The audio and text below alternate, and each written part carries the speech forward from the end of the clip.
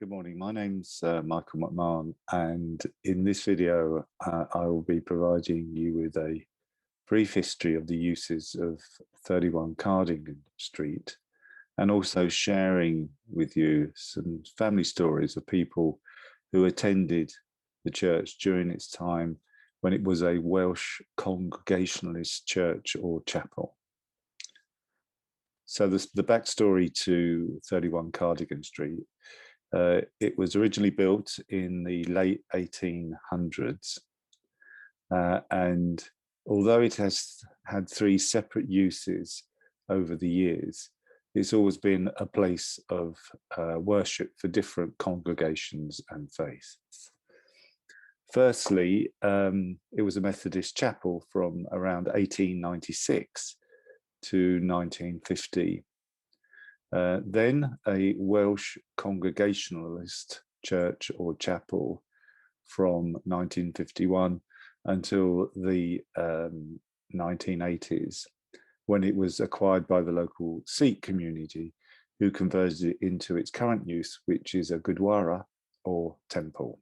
Around 1950, the numbers of Methodists in the local community had reduced, and as they had a number of other churches in the town, the Cardingan Street one was surplus to their requirements, and they decided to sell the building.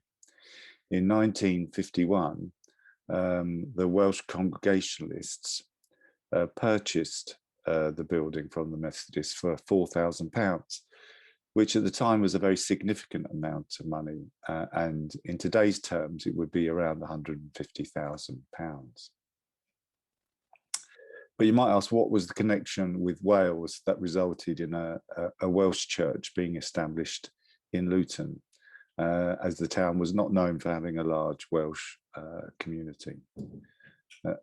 The reason was, in the time immediately before and after the Second World War, Luton became a destination for many peoples from across the United Kingdom and overseas who were looking for work. And this included many Welsh people moving from Wales to Luton. It must be remembered that at that time, Luton had numerous job opportunities, particularly in the manufacturing industries, with Vauxhall Motors being the major employer in the town, but also industries like Skefco, George Kent's, Electrolux, and many others. And like so many new communities coming to the town, the Welsh people brought their religion and faith with them and established a church, like the churches they were familiar with back home in Wales. I suppose it was a way of avoiding being homesick and staying in touch with their roots back in Wales. The Welsh Congregationalist Church is a Christian faith, believing in Jesus as the Son of God, and that the Bible, Old and New Testaments, are the Word of God. We haven't a great deal of information about 31 Cardingan Street during its time when it was a Welsh Congregationalist church, but using messages from Facebook, we've established a few family stories.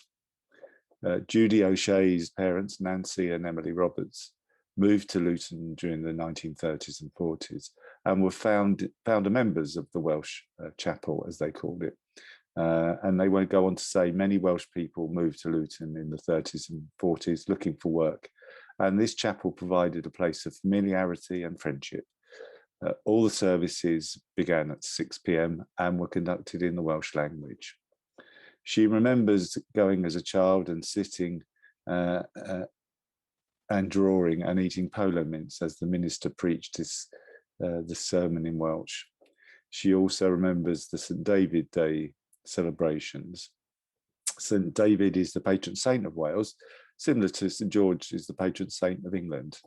There would be a celebratory meal, which included a dish that they called crawl, which in fact was a lamb stew, and Welsh cakes, and they dressed in Welsh costumes.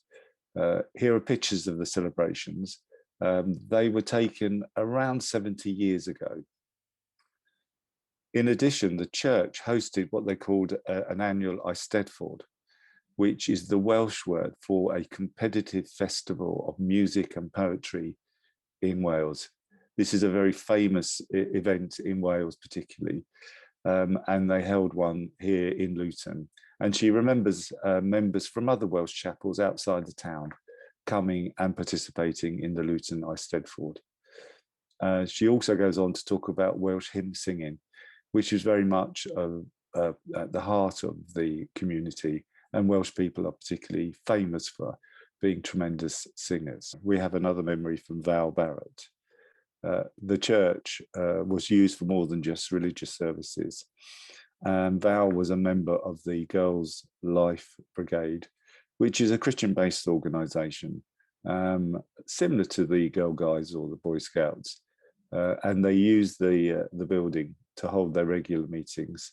And here is a photo of one of their Christmas parties.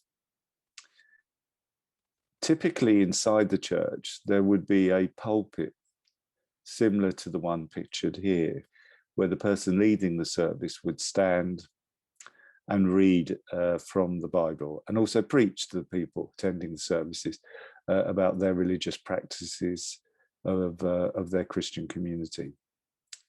By the 1980s, the number of people attending the church had dwindled, and it was decided by the community to close the church. And in the 1980s, it was acquired by the Sikh community, and that community turned it into the Gurdwara Sikh temple, which is its use today.